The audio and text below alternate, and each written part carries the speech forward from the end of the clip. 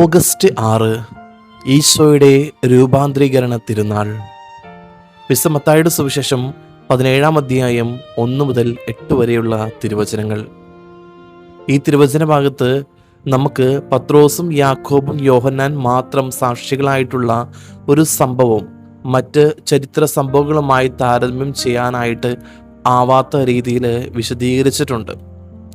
യേശുവിൻ്റെ മുഖത്തും വസ്ത്രങ്ങളിലും സംഭവിച്ചതായി ശിഷ്യന്മാർ കണ്ട മാറ്റം, മോശയ്ക്കും ഏലിയായ്ക്കും യേശുവുമായി സംസാരിക്കുന്ന ആ രംഗം, സ്വർഗത്തിൽ നിന്നുള്ള സ്വരം എന്നിവ ചരിത്ര സംഭവങ്ങളിൽ അതീതമാണ്.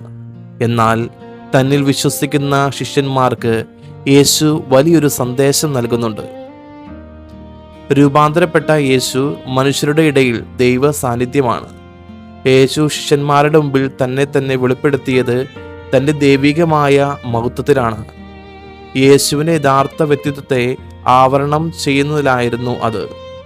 മുഖം സൂര്യനെ പോലെ വെട്ടിത്തിളങ്ങി, വസ്ത്രം പ്രകാശം പോലെ ധവളമായി.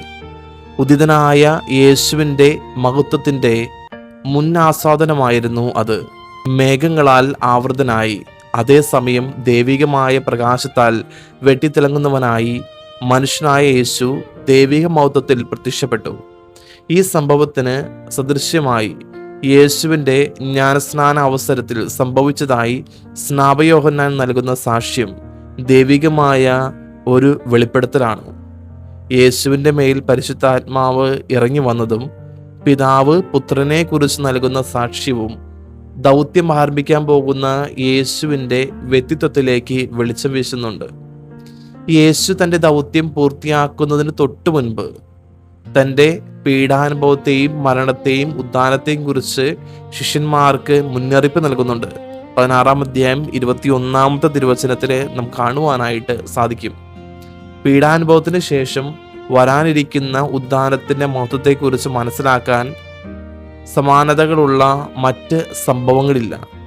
അതുവഴി അവിടുന്ന് തൻ്റെ മഹത്വത്തിൻ്റെയും മരിച്ചവർക്ക് അതിലുള്ള ഭാഗഭാഗിത്വത്തിൻ്റെയും ഒരു മുന്നാസാധനം നൽകുകയായിരുന്നു. യേശു മൗക്തീകരിക്കപ്പെട്ടപ്പോൾ സ്വർഗത്തിലുണ്ടായ സ്വരം ജ്ഞാനസ്നാന അവസരത്തിലുള്ളതുപോലെ തന്നെയാണ്. ഇവൻ എൻ്റെ പ്രിയപുത്രൻ, ഇവന് ഞാൻ പ്രസാദിച്ചിരിക്കുന്നു, ഇവൻ്റെ വാക്ക് ശ്രവിക്കുവിനെന്ന്. യേശുവിൻ്റെ കുരിശിൻ്റെ പുറകിൽ ഒളിപ്പിച്ചിരുന്ന മഹത്വം മനസ്സിലാക്കാൻ ശിഷ്യന്മാർക്ക് അതുവരെ കഴിഞ്ഞിരുന്നില്ല. അതിലേക്കുള്ള ജാലകം ഒരു നിമിഷത്തേക്ക് തുറന്നു കാണിക്കുകയായിരുന്നു യേശു ഇവിടെ. കുറച്ചു നാളുകൂടി കഴിയുമ്പോൾ യേശുവിനറിയാമായിരുന്നു യേശുവിൻ്റെ ബലഹീനതയ്ക്ക്, അതായത് ശൂന്യവൽക്കരണത്തിന് സാക്ഷ്യം വഹിക്കേണ്ടവരാണ് തൻ്റെ ശിഷ്യന്മാരെന്ന്. മോശയുടെയും ഏലിയായുടെയും സാന്നിധ്യത്തിന് പല അർത്ഥങ്ങളുണ്ട്. മരിച്ചുപോയ ഇവർ യേശുവിൻ്റെ മഹത്വത്തിൽ അവിടത്തോടൊപ്പം ഉണ്ടായിരിക്കുമെന്നത് മരിച്ചവരുടെ ഉദ്ധാനത്തെയും മൗക്തീകരണത്തെയും കുറിച്ച് പ്രതീക്ഷ നൽകുന്നതാണ്. ശിഷ്യന്മാർക്ക് ഈ മഹത്വം കാണുവാൻ അവസരം നൽകിയത് അവരും അതിൽ പങ്കുചേരുമെന്ന് ഉറപ്പ് നൽകാനാണ്. ജീവിതത്തിൽ ഒരു ആത്മീയ രൂപാന്തരീകരണം ആഗ്രഹിക്കുന്നുണ്ടെങ്കിൽ ദൈവത്തോടൊപ്പം തിരുസന്നിധിയിൽ നമുക്കുമായിരിക്കാൻ പറ്റണം. ഏകാന്തതയുടെ, പ്രാർത്ഥനയുടെ, ആത്മീയതയുടെ ഒരു മലമുകൾ നമ്മളും കണ്ടെത്തണം. അവൻ്റെ വസ്ത്രം വെണ്മയുള്ളതായി എന്നാണ് സുവിശേഷം പറയുന്നത്. വസ്ത്രം വെണ്മയുള്ളതാകുന്നു എന്നുള്ളത് വിശുദ്ധിയുടെ പ്രതീകമാണ്. ദൈവത്തിൻ്റെ അടുത്തിരുന്ന് പ്രാർത്ഥിക്കുക എന്നുള്ളതാണ് ജീവിത വിശുദ്ധിയിലേക്കുള്ള ആദ്യപടി. അതുകൊണ്ട് എപ്പോഴും കർത്താവ് തിരുസന്നിധിയിലിരുന്ന് എപ്പോഴും ജീവിതം മുന്നോട്ട് കൊണ്ടുപോകാനായിട്ട് നമുക്കും പരിശ്രമിക്കാം.